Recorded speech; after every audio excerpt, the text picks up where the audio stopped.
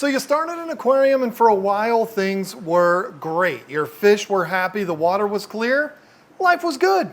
Then the water started to turn gray, the fish started going to the top, gasping for air, and you were like, Luckily you found this video right here, which helped you get through the nitrogen cycle, which helped you get back on track and settle things down. Whew. Life is good again. But then it happened. This brown stuff started growing on the glass and decorations. Green hair-like stuff started forming all over the place and got so bad it looked like it was blowing in the wind. You're thinking, no big deal, I just need to clean it off. So you buy the sponges, scrapers, and brushes to clean it. You spend a little time on a Saturday cleaning all that off and you think, okay, now everything's good. But a few days later, it started to come back. All of it, brown, green, and hairy. And you're thinking, all right, this is it. I've had enough of this. If my tank's always gonna look like this, I don't even feel like dealing with it. Don't do that. Don't give up. This problem is easier to fix than you might think. It just takes a little bit of effort and some patience. This isn't an issue that you're gonna fix overnight if you wanna do it the right way. Okay, before we talk about how to get rid of algae, we've gotta answer the most important question, and that is, how did this algae get here to begin with? To start to figure out what's causing the algae outbreak, here's the best way to look into it. Think of it like a plant. What do plants need to survive? They need light and they need nutrients, right?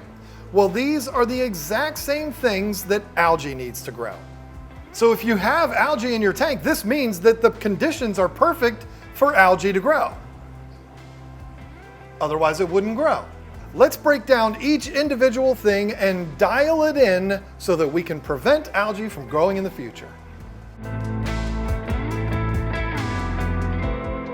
Too much light. This is probably the most common thing that causes algae in an aquarium. And I'm not just talking about your super fancy aquarium light. Yes, a super powerful light like a Fluval 3.0 that's on for 14 hours a day is going to be a huge issue. In fact, any aquarium light that's on for 14 hours a day will be an issue. But if it's a super powerful light like a Fluval, well, that's just going to make it worse. Consider how long your lights are on and how intense they are. Are you someone that part of your normal morning routine is to turn your lights on and then part of your normal bedtime routine is to turn them off? Well, this could be the issue. Unless you're some kind of weirdo that's only awake for 6 hours a day. Here's one of the biggest things I want you to get from this video. So this is important. Are you listening? All right, come here. No, seriously, come here. Your fish do not care about the light. If you're a fish keeper that just has fish, some rocks, maybe a couple pieces of driftwood, and that super popular SpongeBob pineapple, you don't even need to have your lights on at all. I promise your fish won't care. You want to know how long I have the lights on these two tanks right here? Not this one, because that's a saltwater tank. It's a whole different deal. But you want to know how long I have those lights on? The answer is about 4 hours a week. These fish don't care about the lights being on. It does nothing for them. I turn them on to do my live streams, 8 p.m. every other Thursday when the weather is warm. When it's cold outside, we do it every week, 8 p.m. on Thursday. I also turn them on to record podcasts with the professor, and I turn them on to film videos. That's it. But there's a couple reasons why I do it this way. First is there's plenty of light coming in just from the ambient light from the room because I've got a whole bunch of big lights in the ceiling, and there's windows on the front and back of this building. There's plenty of light in here. Again, the fish could give a rat's ass about the lights being on. Really, the lights are just for you. So if you're that guy that turns them on in the morning and off at night, you might be causing this whole issue. Cut back to only having the lights on when you're home. When you're at work or sleeping, leave them off. Unless you're keeping live plants, but we'll talk about that later in the video. The next thing about light is something I just briefly mentioned, and that's the lights coming in from a window. If you have your aquarium next to a window and sunlight is beaming in, shining directly on your tank, you're asking to have algae problems. I'm not saying you can only have your aquariums in a dark room with no windows. I'm just saying consider these windows when you're diagnosing your algae problems.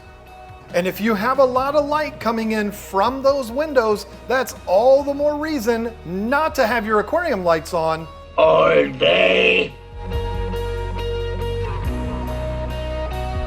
Now let's talk about providing too much nutrients, which algae absolutely thrives on. Think about it like this. How do you provide nutrients to your plants? Again, let's talk about one of the best fertilizers for a planted aquarium. Fish waste. You already know that fish eat and then they poop. That poop goes through the cycle and poof, nitrates are created. Well, plants and algae love those nitrates. It's like giving me a piece of pizza with extra cheese and extra pepperoni. So if you have plants in your aquarium, they should soak up those nitrates and it should be all good. But if you have an aquarium like this, there's no plants in there, so obviously this won't apply. There's absolutely nothing in either of these tanks that will absorb those nitrates. So the algae will just grab a hold of it and blow up. So in a situation like this, the only way to keep things balanced is to not leave a bunch of food laying around for the algae to thrive on. Get off your ass and do routine maintenance on your aquarium. The last thing that'll provide all kinds of extra nutrients for your algae to thrive on is overfeeding. Overfeeding your fish is the cardinal sin of fish keeping. We all know that, but it's not just because your beneficial bacteria can't handle it and your tank could crash, but it's also because you're feeding your algae. So what we need to do is not provide our aquarium with perfect conditions for algae to grow.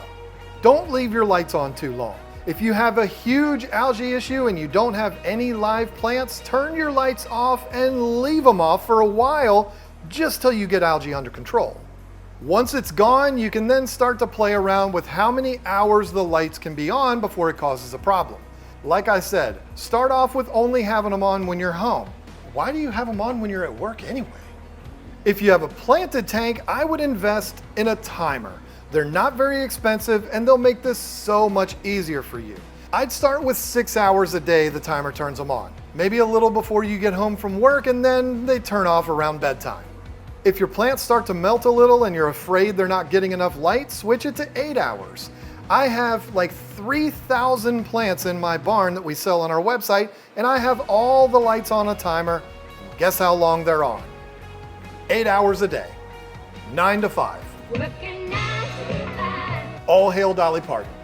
Also, try to limit the amount of time direct sunlight is coming in and beaming on your tank. Maybe stick some curtains on there and open them up when you get home. As far as excess nutrients go, if algae is a problem and you're performing maintenance on your tank every 2 weeks, maybe consider doing it once a week. Stop leaving that waste in there so long for algae to feed off of.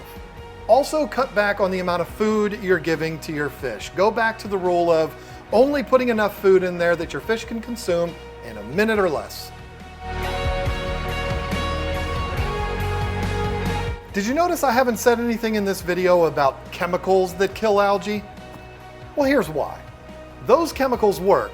In fact, they work really well, but they're not a permanent fix. If you're pounding your aquarium with light and dropping a handful of food in there twice a day, plus you're lazy and only maintain it once a month, what do you think's gonna happen? You're gonna put that chemical in the tank, it's gonna kill off all of that algae really quick, and you're gonna be like, yay!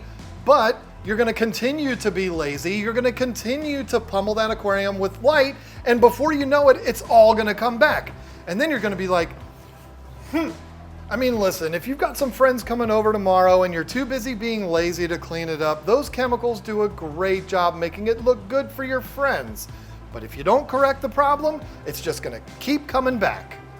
And here's the last thing I'm gonna say. If you have a community tank that doesn't have a bunch of fish in there that are gonna rip them up, put some live plants in your aquarium.